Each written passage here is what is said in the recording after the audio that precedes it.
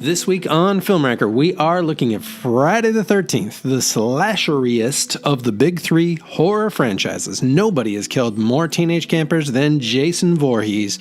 But while every trip to Camp Crystal Lake is at least a little fun, some are better than others. So let's count them down from the kind of lame to the slasher classics.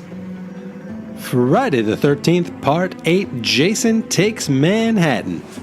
This one is unanimously disliked, and for good reason. Jason barely takes Manhattan. Jason takes a houseboat, then he spends a long time taking a cruise ship. He also takes a bunch of nondescript back streets and sewers, and then for a whole 5 minutes he takes Manhattan. And unfortunately, none of the taking is very much fun. He does, however, punch a dude's head clean off, and that part is pretty rad. Jason Goes to Hell. You can credit the team for trying a new thing, but that new thing was kind of terrible. This is the one where Jason's soul possesses a bunch of people and also takes the form of a snake baby before magically just turning back into Jason. It makes zero sense and mostly looks ridiculous, but it does have cool guy monster hunter Creighton Duke. And that cameo of Freddy's claw hand made me explode with joy, even though it would be a long wait for the payoff. Friday the 13th, Part 5, A New Beginning. By far the weakest of the Tommy Jarvis trilogy, this one is the closest thing to a midnight B-movie of any of the Friday the 13ths.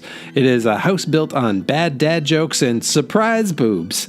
If you were going to do Mystery Science Theater 3000 on Friday the 13th, this is the film that you would choose.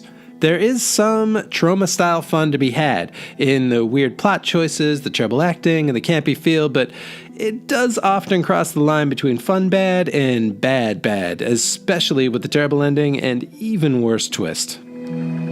Freddy vs. Jason. I was hyped for this movie for years. After Phantom Menace, this is probably the most excited I've ever been for a film, so maybe there's something to be said for not having too high of expectations. The first half is actually pretty okay. The gang of teens, the setup of everyone's forgotten Freddy, the boys in the institution, just Freddy's overall plan, it's all fine by slasher standards. Where it really falls off the rails is in the second half, and specifically the headline fight. Freddy's jokes don't really land. Jason doesn't work as a kind of sort of hero. The construction site is pretty lame, and the whole thing feels like so much less than it could have been. Friday the 13th, Part 7, The New Blood.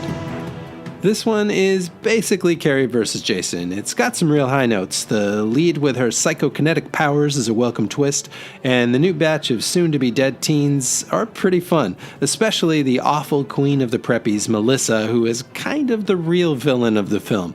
Unfortunately, this one is mostly bloodless due to restrictions put on it by the studio, though that does lead to a hilarious sleeping bag death. But even with the weakest deaths of the series, this one would likely still rank higher on the list if not for its nonsense ending. Friday the 13th, Part 3. 3D in the 80s was the worst, and this film is maybe the best example of why. Characters are constantly shoving things at the camera. Brooms, knives, a yo-yo. This one set the tone for the next 5 or so films. Jason goes from normal psycho with a sack on his head to mythological killing machine in a hockey mask. There is a nice mix of comedy and horror, even if the jokes don't always land. And we have the return of some franchise favorite side characters, but gee whiz is that 3D ever terrible. Friday the 13th, the 2010 remake.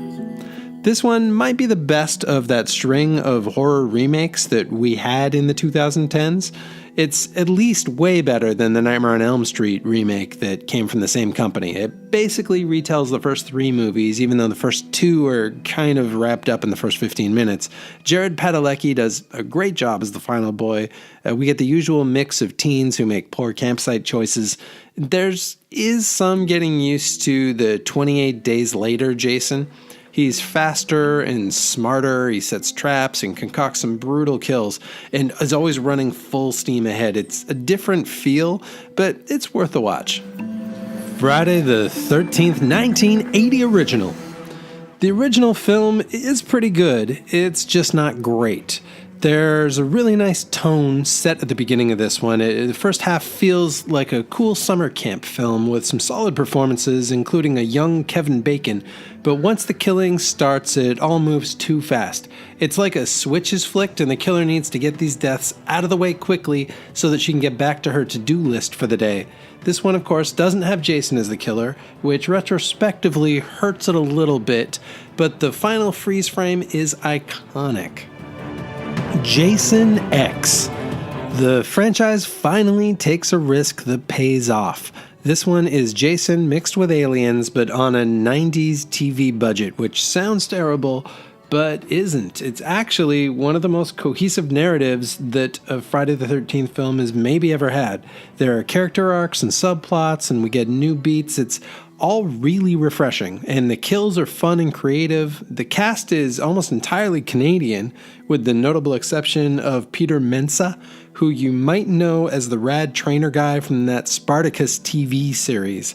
This is Jason fighting Canadians in space, and it's pretty great.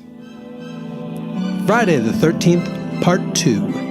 This one is the grittiest of the bunch. It's maybe the most legitimately scary Friday the 13th film. Partly that's because of Jason's sack mask, which kind of pushes him into Texas Chainsaw territory. Also, it's partly for the famous mom's head scene, but mostly it's because of the legitimately scary climax. This one also has the best final girl of the bunch in Amy Steele, who also played the lead in the classic April Fool's Day and is apparently now a psychologist. It still has the comedy bits and the usual teens, but the dying starts earlier and it hits harder. Friday the 13th, Part 6, Jason Lives. This is the one to watch if you've got friends over. It looks the slickest and is by far the funniest. The last in the Tommy Jarvis trilogy sees the third actor to play Tommy falling in love and butting heads with the law. It was one of the first horror movies to do the whole self-aware, ironic thing that Scream would later become famous for. The kills come quick, and they happen all over the greater Camp Crystal area. There are weirdos on a corporate retreat, a bunch of camping kids, the usual assortment of horny teenagers, and of course some questionable lawmen. But what really sets this movie apart is that it is legitimately funny. Friday the 13th, Part 4, The Final Chapter. Easily the best of the bunch, the increasingly poorly named Final Chapter combines what every other film in the top 5 does best. It has two solid 80s celebs in Corey Feldman and the incomparable Crispin Glover. It has great kills and an intense climactic battle. It has just the right mix of funny and scary, and it has characters that we get to know and care about. The Jarvis family in particular, but even the usual cast of soon-to-be-killed teens have established personalities. This is the epitome of what we want in a Friday the 13th film, and one of the high points of the midnight slasher genre as a whole. And that brings us to the end of another countdown. Click the things to do the things, and check out the channel for more videos like this and lots more to come.